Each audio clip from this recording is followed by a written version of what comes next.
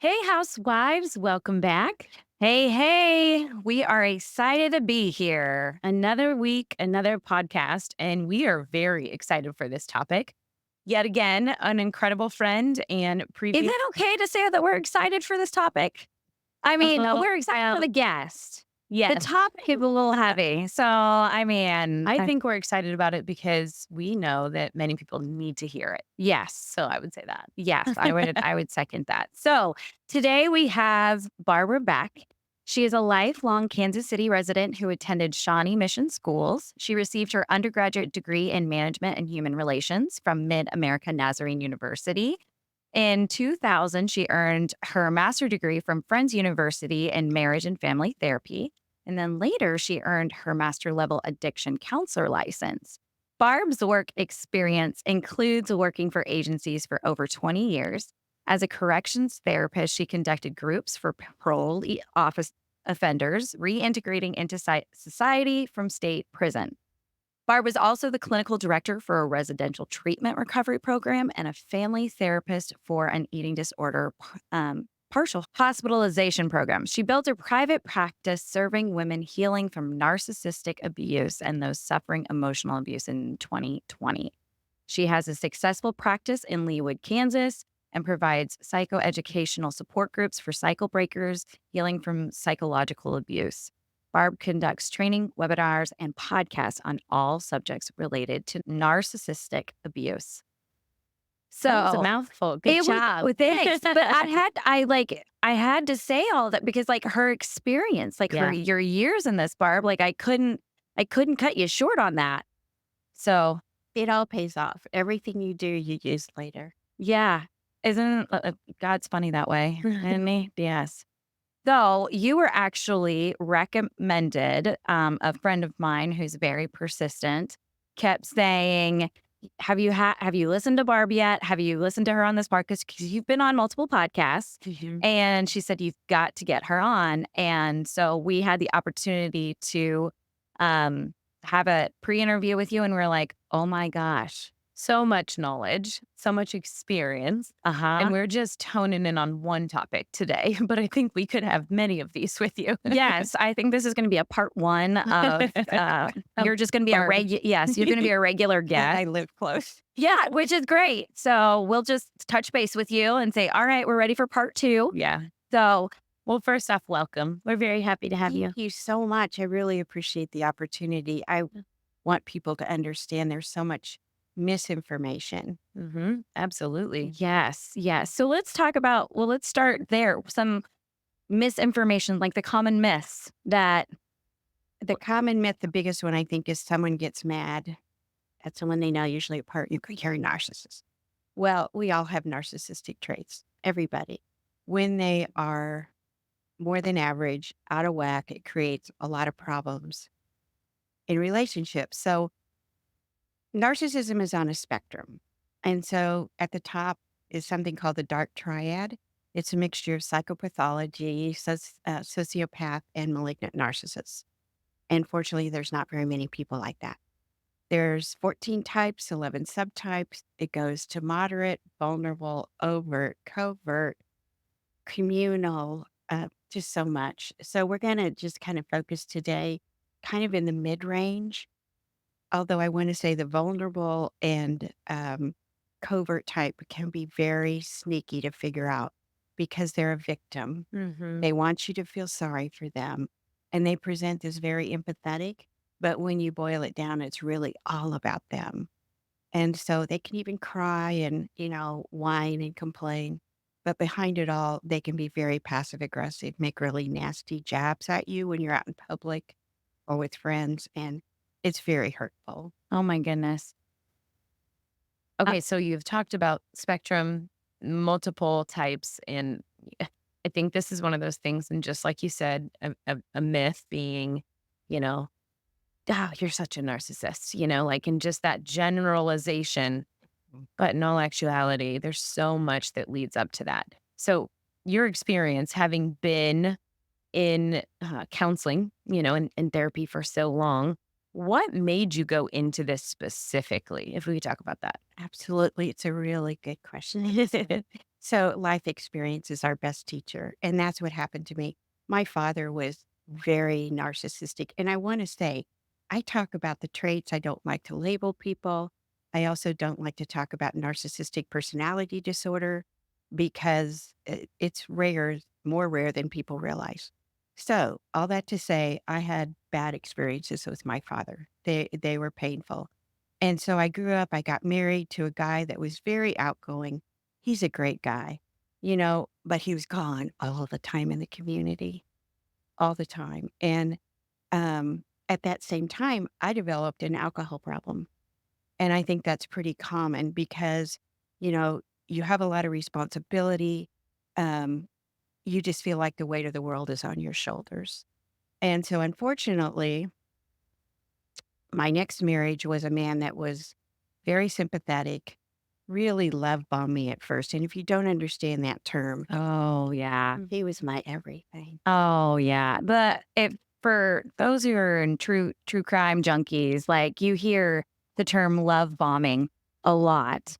And it's these individuals who just like overwhelm you with loving like and it's just Words of so hard. affirmation or gifts or traits Yes, or things. so fast and it's heavy and you're like, "Oh my gosh." Then, and it makes you fall for them really quickly. Very quickly. And so what I noticed was I saw a couple red flags. I didn't want to look at them.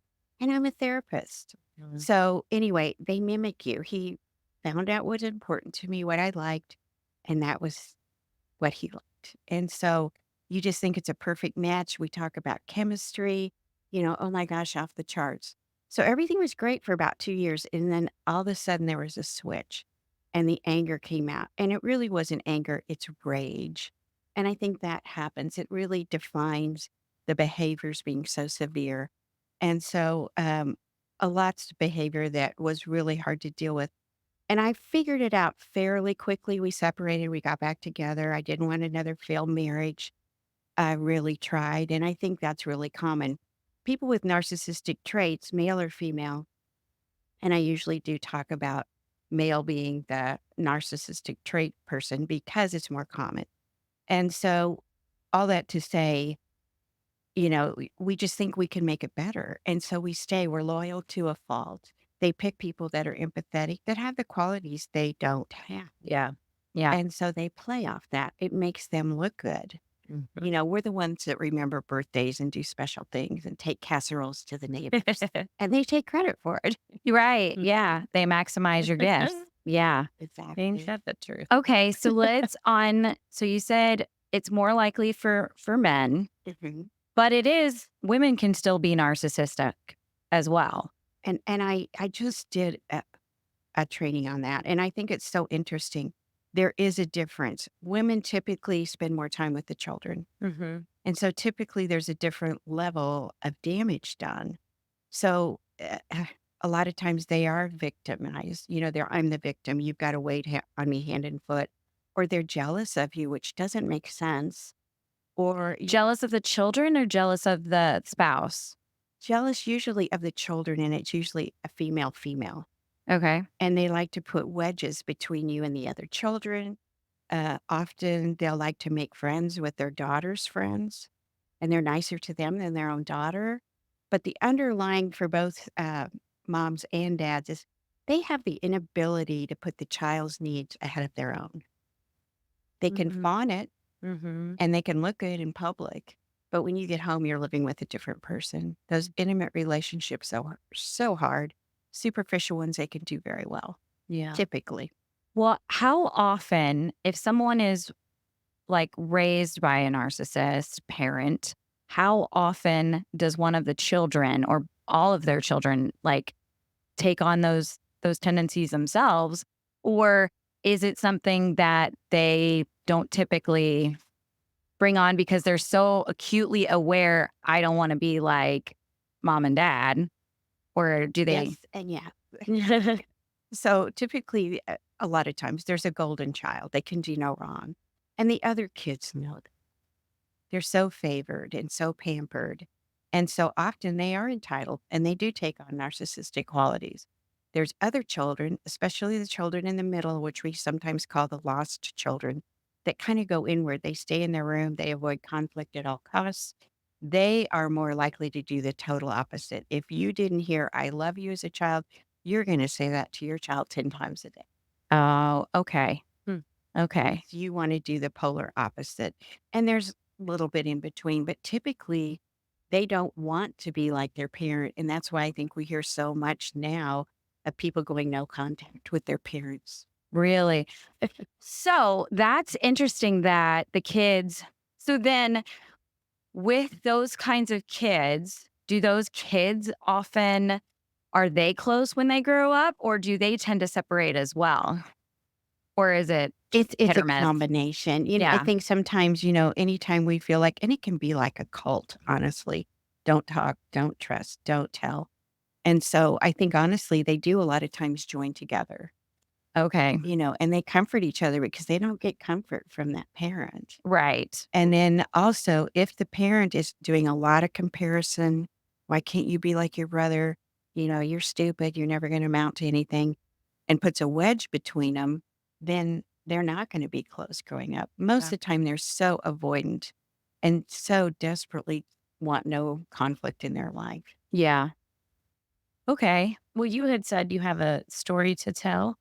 I do. With getting out of my last marriage, I figured out what was going on, but I didn't have a name for it because I didn't know that much about narcissism.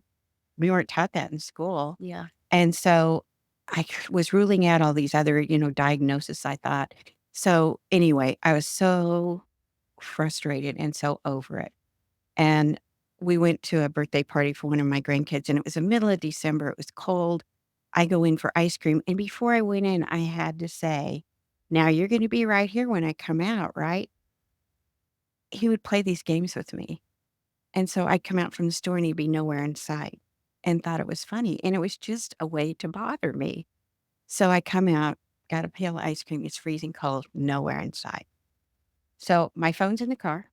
So I don't know what to do. I go in, I come back out. Finally, in the back of the parking lot, I see these lights come on, and slowly this car pulls up and gets up there. And so I just said, get out of the car. And I think he thought I was going to drive, but I left him at Price Chopper and it felt so good. If I ever write a book, the name of it's going to be I Left Him at Price Chopper. Chopper. I like that. I hate to make light of it, but it is a heavy topic. And, Yeah. those feel goods don't come too often. The belly laughs. Right, right. And here with the Unlikely Housewives, we have to laugh. Yeah, we use humor to Mhm. manage a lot of emotions and heavy things, and we know when, we know when to be serious, but we also can be light. Yes, I'm in my stage of life. If I can't laugh, like what? Laughing brings me so much joy and so much. What Even she means to say is if she can't laugh, she'll cry, and she really hates to cry, so Oh, just make that's her true. cry. Oh, that's true. I avoid feeling. So I will make a very. I'm the person that you don't want to sit next to at a funeral oh, because I will start to chuckle and at something because I've made light of it. And yes, so I have to sit in the back row fairly often. She'll talk to you about that later. my feet. Tori's got an appointment. It's fine. That's fine. So Okay, anyway, well, let's talk. I know we want to really dig into this even more so. So, talk to us about how ways people cope. One thing you already said is alcoholism. Right.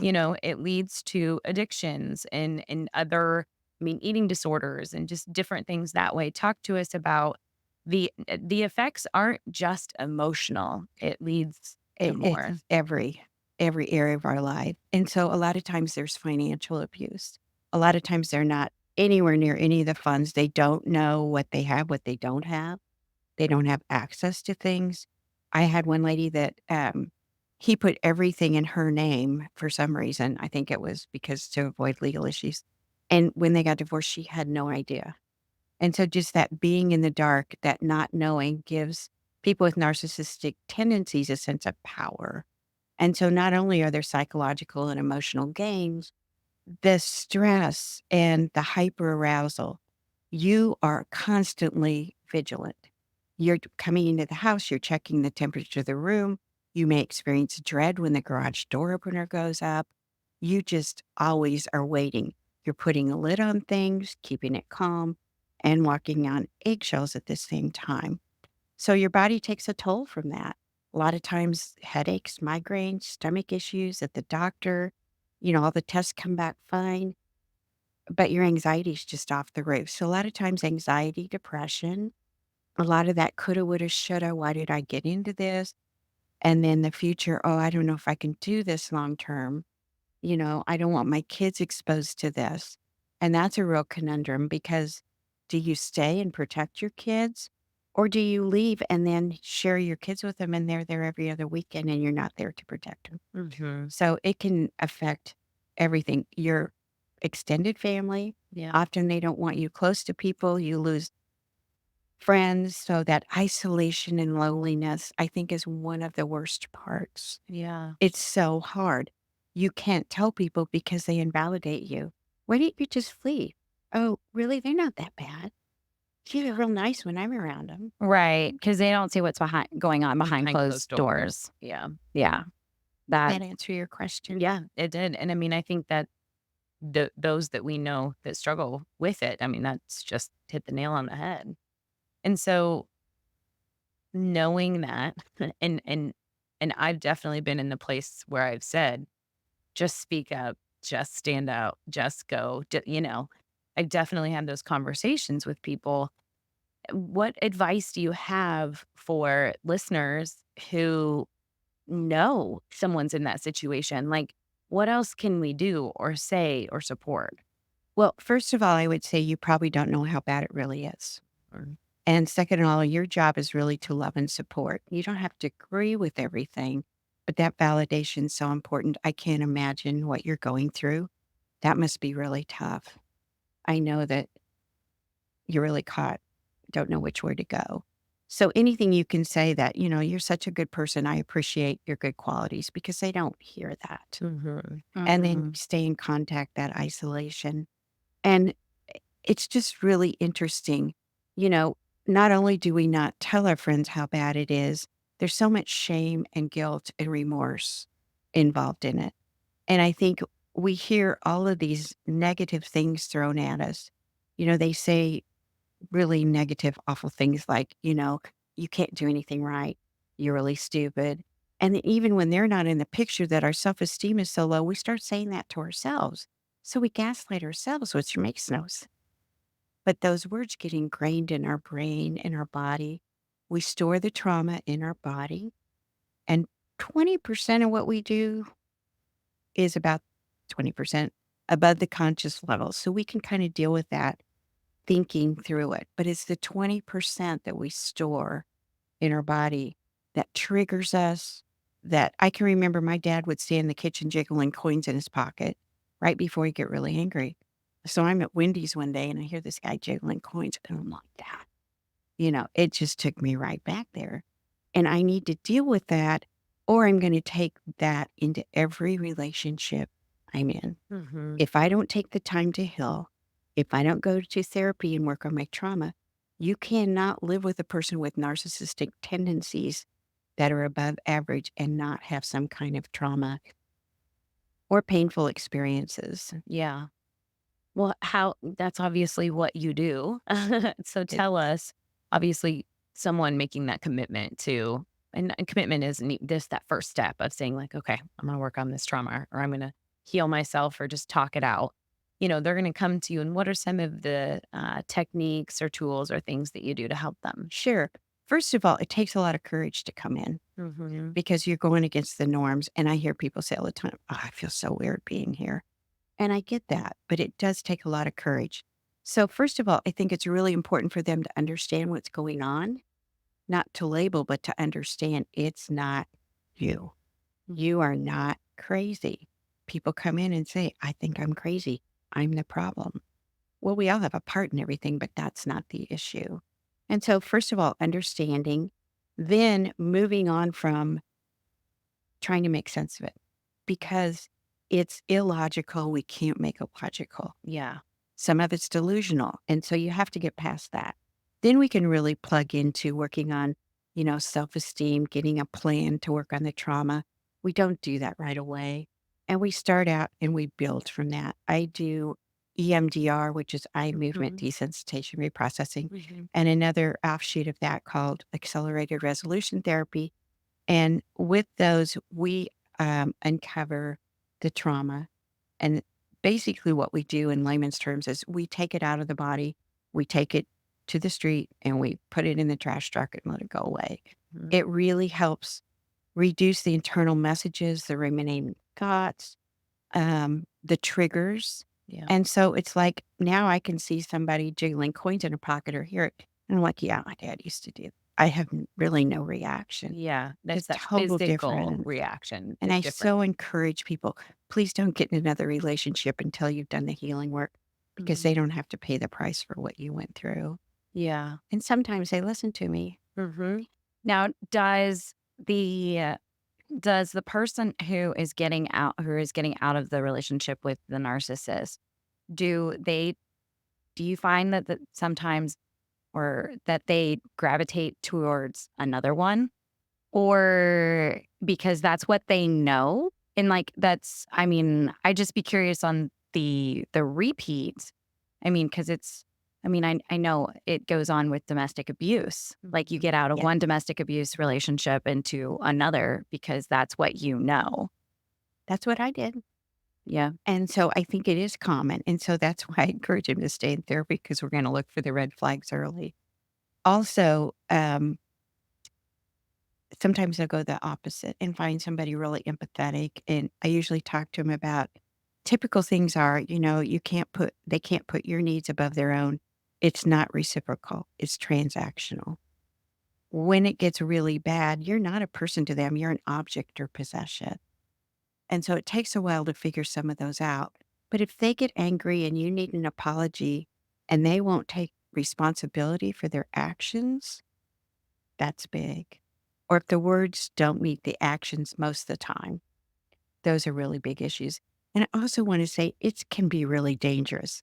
Living in those situations, it's our normal and we think we're safe. And often we're not. We have this false sense of safety. Mhm. And there's just a lot that goes on. And you don't know when you push somebody to their limit and they're an angry person anyway, there's no guarantee of what will happen. Yeah. Yeah. We do so much conversations around like personal growth here on the podcast, whether it's, spiritually, emotionally, going through therapy to help your marriage or your kids or whatever. One of the books that I'm reading right now, and I just started it, is I'm gonna have to look it up, but it's Boundaries with Teens. And I know the guy's name is John. I cannot think of his last name. So far, it's so good.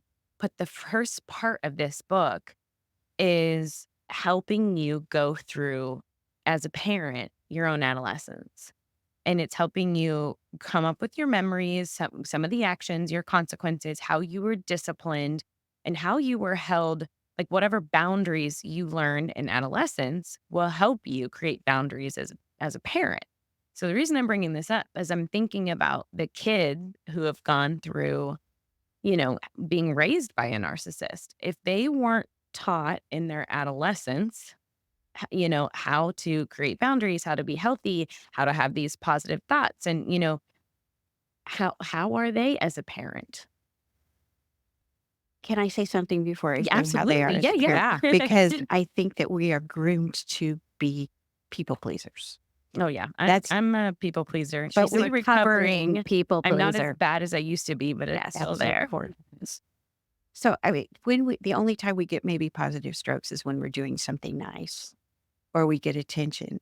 And so I think that we grow up without boundaries because everything was so chaotic. There were no boundaries. One day it's okay to do this, the next day it's not. Yeah. Yeah. And so early on in the healing process, I have most of my clients read Boundary Boss by Terry Cole. Okay. And I love that book because it starts out with our part in this. And our part is, she calls them functioning codependents, but we're enablers, Hmm. or we couldn't stay in the relationship. So we have to look at that first. I like to call this is the best approach, I think.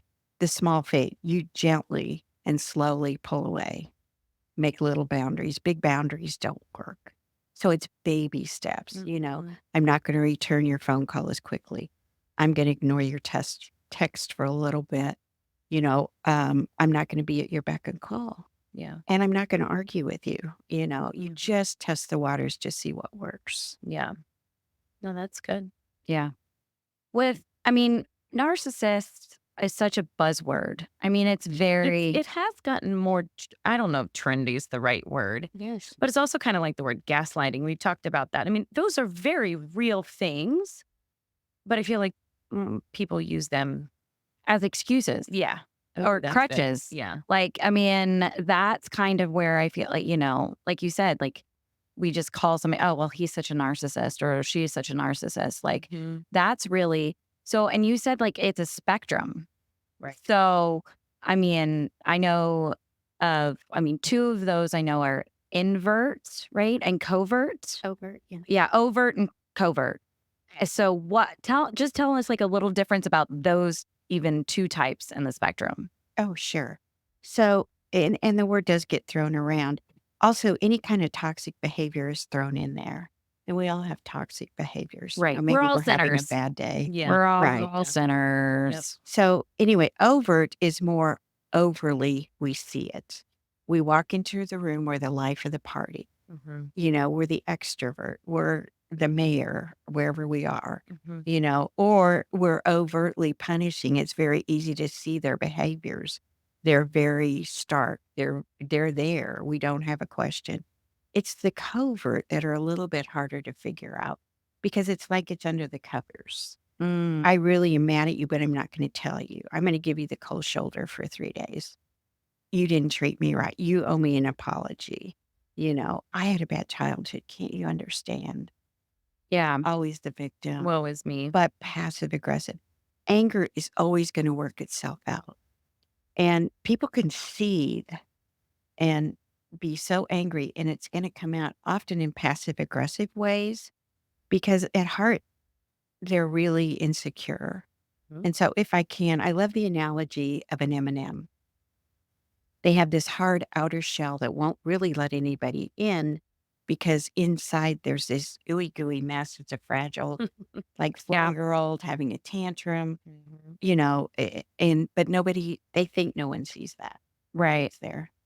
So let me, all right. So my, we're a family, my family, it's the four of us.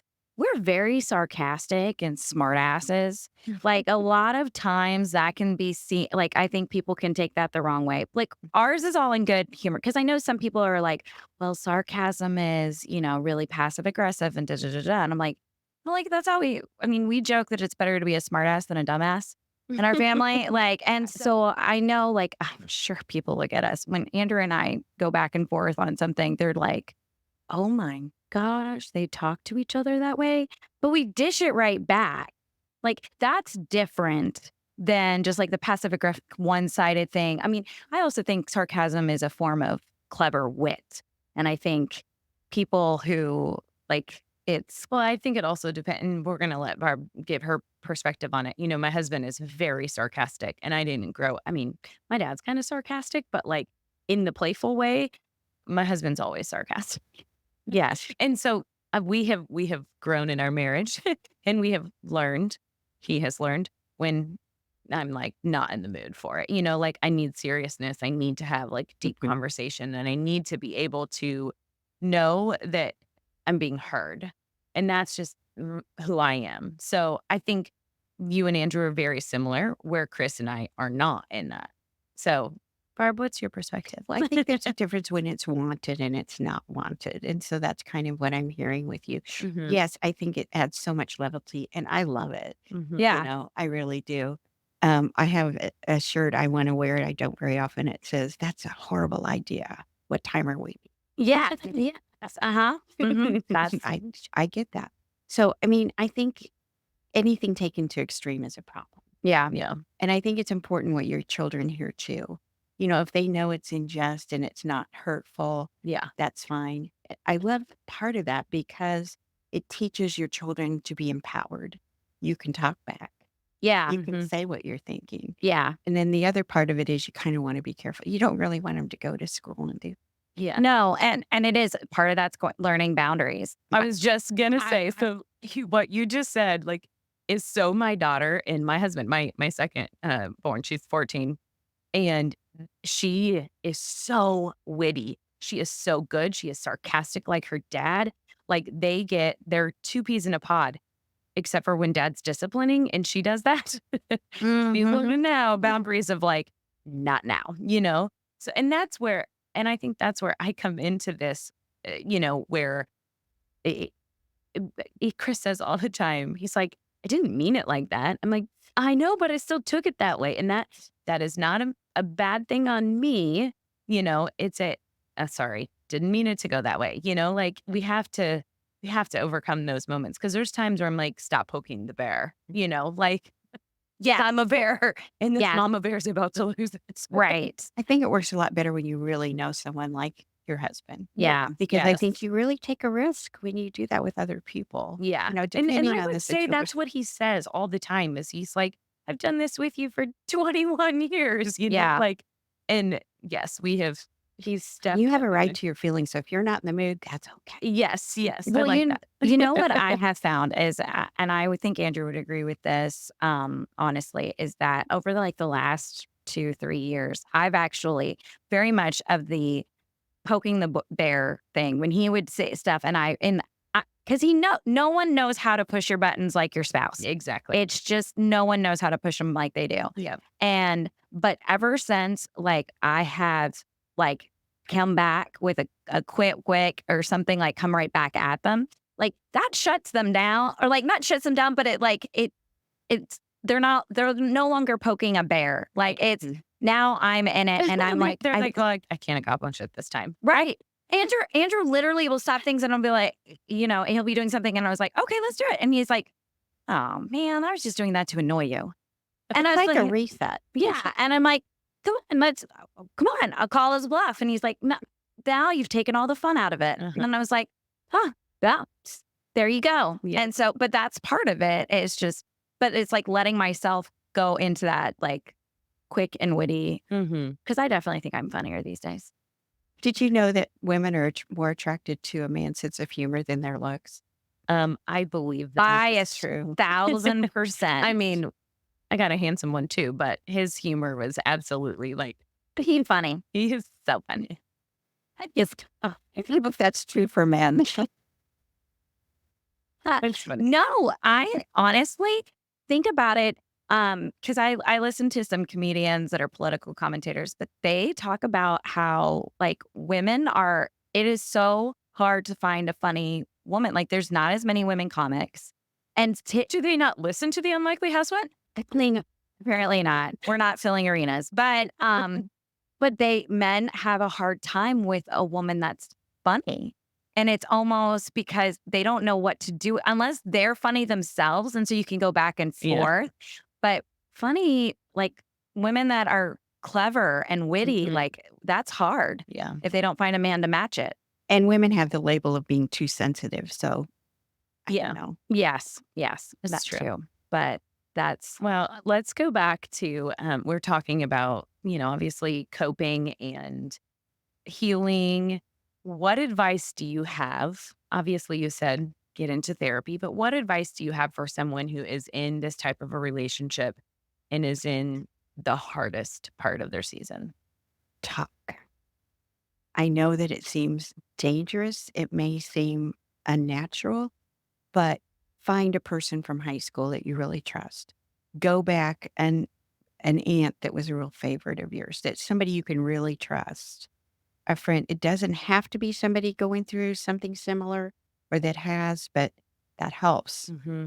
But you've got to be able to talk. You've got to be able to tell someone what's really going on, hopefully without judgment, yeah. because I think that really gives you courage. Mm-hmm. That hopelessness, that sense of powerless, the isolation, the lonely, that's a horrible recipe. Yeah. Go ahead. I was gonna say, but what if we're talking to somebody who, like, if somebody's listening and they're in denial at this point, like their friends may see it if they're an overt, but like if they have a covert and they're just like the red flags keep popping up at home, but they're like, no, that's not, I can't, there's no way, and you just keep. What are some questions to ask yourself about a relationship. I mean, anyone. I mean, it could be a boss. It could Yeah. be a Mhm. coworker. It could Right. be It doesn't have to be a spouse. it You doesn't could have be in a relationship and A sibling. yeah. yeah. And then yeah, and then you can go, this is what it is. This is why I always leave this conversation feeling drained. Like, and then to identify it. So the first part of it, and I've had a few clients like that, and I will tell you that they come in and they really understand the pain and they talk about that. But then on the flip side, they want to tell me that they had such a bad childhood. People really didn't understand them. I've really tried hard. I keep thinking there's something I can do. And I think that that's true. That's honestly true. But they're looking at the situation through rose colored glasses. And I honestly believe that's a survival tool, Hmm. that that's all they can look at that moment. Yeah. And so after I develop a relationship with him, I like to have him read this book. It's called The Princess Who Believed in Fairy Tales. And I read it. It seems really corny at first. It's like you're reading just about a princess, but then it gets into the meat of it and the end, the parallels you could make between what she told herself, what she did, and then how she switched and changed and left. And it's just a really great book. It really addresses how we so much want to believe in the dream. Yeah. And a lot of times when we leave relationships like that, we're so ready and we're almost relieved because the grieving started a long Long time time. ago. Yeah. Yeah. Yet there's that loss of the dream. We were going to go old together. We were going to have great Grieving the things dream. together. Hmm. And so, that they have to grieve that too. Well, and it's when they get divorced, it's the grieving of all the other friendships that the narcissist took with them because of the charm and the storytelling and all the things that they've done. And often they can't leave without a smear campaign. Even if Mm. they ask you to file for divorce, Yeah. they look good, Yeah. then they're angry. Hmm. And everything that they're doing, sometimes they throw on you. Oh, she was physical with me. She was terrible. She did this, she did that. When in actuality, that's their behavior. But Right. they want to make you look bad because they can't handle feeling embarrassed, humiliated, less than, weak. So Mhm. it has to be your problem. Also, another coping skill that really works sometimes is, yeah, you're right.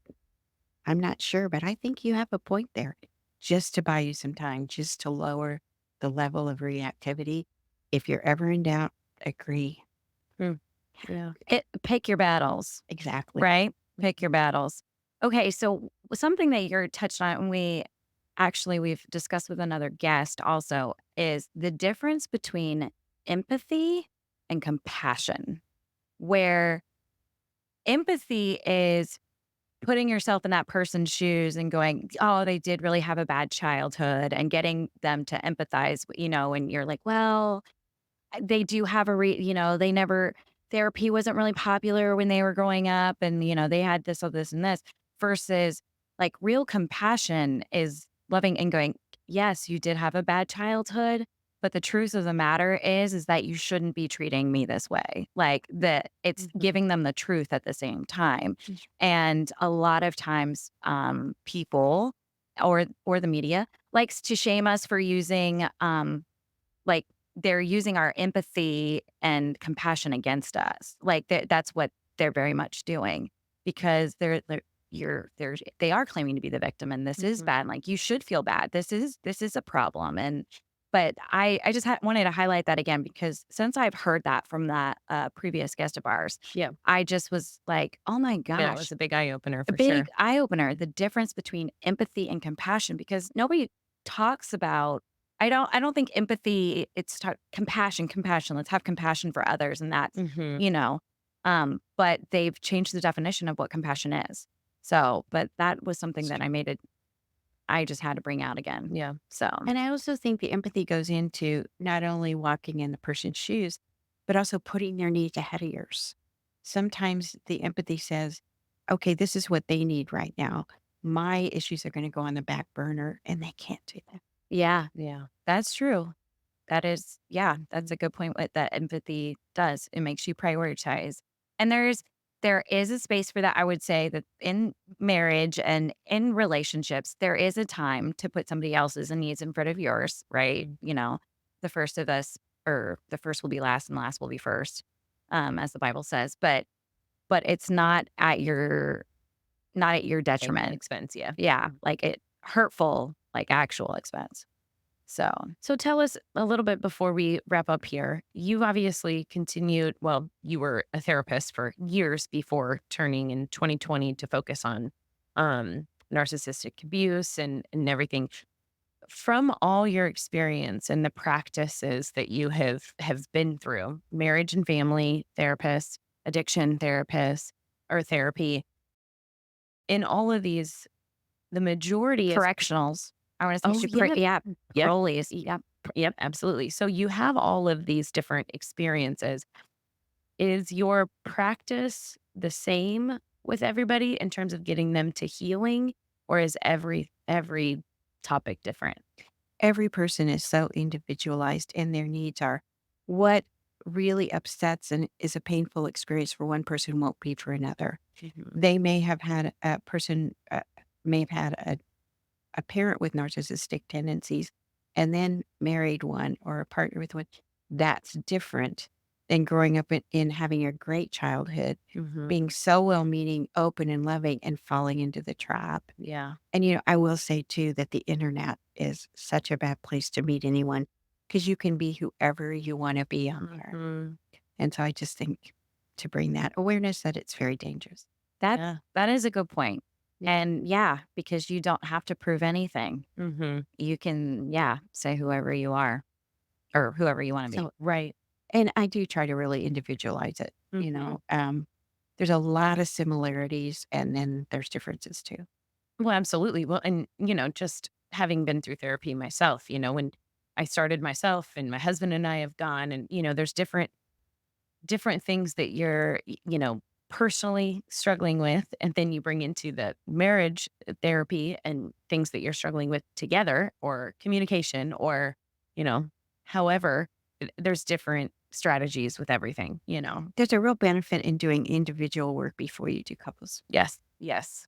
Totally agree.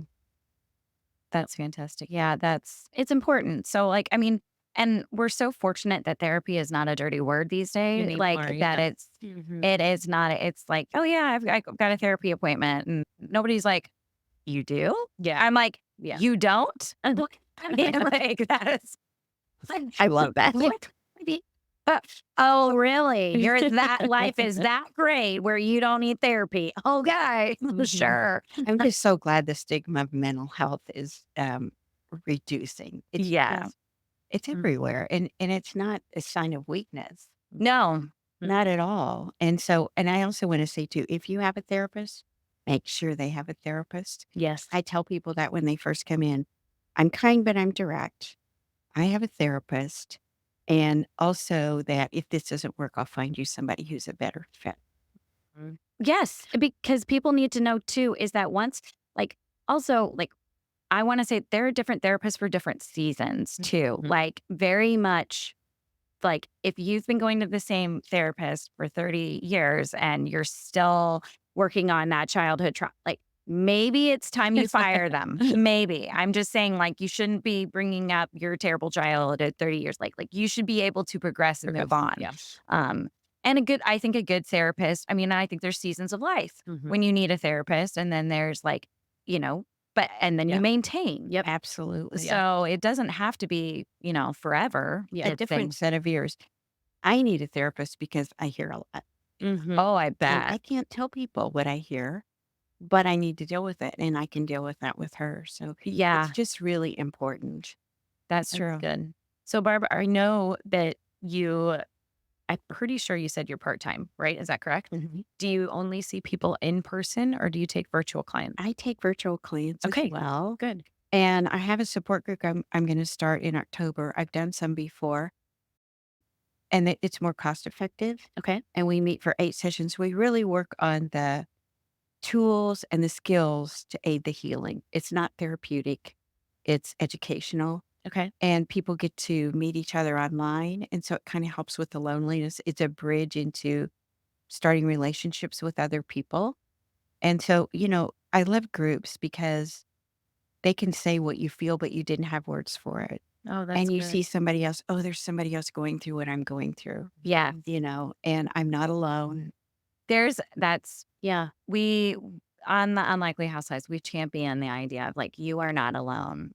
And because we are so many times in life, we are told that we're the only ones or we're, Or you're feeling that, and right. it's just in It your may not be head. true. I mean, it's not true at all. Yeah. But I mean, it Yep. doesn't matter if you feel like you're alone in the political aisle or like you're the only stay at home mom who's struggling or you're the only working mom that feels like you are never alone. You're never the only one. Mhm. So we like to encourage And moms. I like that support group idea too for someone who isn't maybe necessarily ready to address their own things by themselves, but someone else's processing may Mhm. help them process. Absolutely. And just gathering information. If you're in the very beginning of this journey, that's probably all you need. I totally agree. If somebody's in therapy every week for a very long period of time, I would question that. Mhm. I do Yeah. think there's times where, we work on our own for a while, and then if we hit a roadblock, we come back in. And Mm. Yeah. Yep. so, Yeah. yeah, totally agree with that. Well, where can people find you? Is email or internet, Well, if you website? want to check me out, go to Psychology Today, Barbara Beck, and that tells you a lot about me and the way I work. I'm in the office on Tuesdays and Wednesdays. I do see some virtual clients on Monday and Thursday mornings. I do sometimes some intensive EMDR in untraditional hours, Mhm. especially for people that travel. So I try to be flexible. My kids are grown. I live by myself and I love what I do. Yeah. So that, and then my email is Barbara Beck therapy@gmail.com. Okay. And that's probably the easiest way to get a hold of me. Yes, and we're going to make sure that all of that is in the show notes for our listeners. So it doesn't matter where you are listening, nationwide, worldwide, because we are an international podcast. Sorry, I just had to throw that in there. Um, but so you can contact Barb and find out all her information and get a hold of her. And that support group, you can be in that and live anywhere. And people can find that on your Psychology Today. Or email. Or Yeah. Yeah, I just think email I and just ask for said, the support group. yeah, I'll be glad to send people a flyer. And I'll give you that too. You can put that also in the show notes. That'd be Okay. great. Awesome. Awesome. Yay. Well, thank you so much. One, I want to say thank you for entering in your vocational into this, like, because I'm sure you have done so much healing, and to reach out to others and help them do the same is incredible, because I cannot imagine how hard it was for you. And then your love for others so much to go, I'm going to help you because I don't want, you to go through it as like I did without the help. And so I just want to praise you for that and just say thank you, because that is so noble and just Mm. amazing. Well, I find a lot of joy in what I do. That's wonderful. Yes. That's see, and God's funny that way. Yes. When he- See? Thank you so much. Yes, I really thank you, appreciate Barb. it. Thank you. All right, housewives. Until next time. Until next time. See you next week. Bye.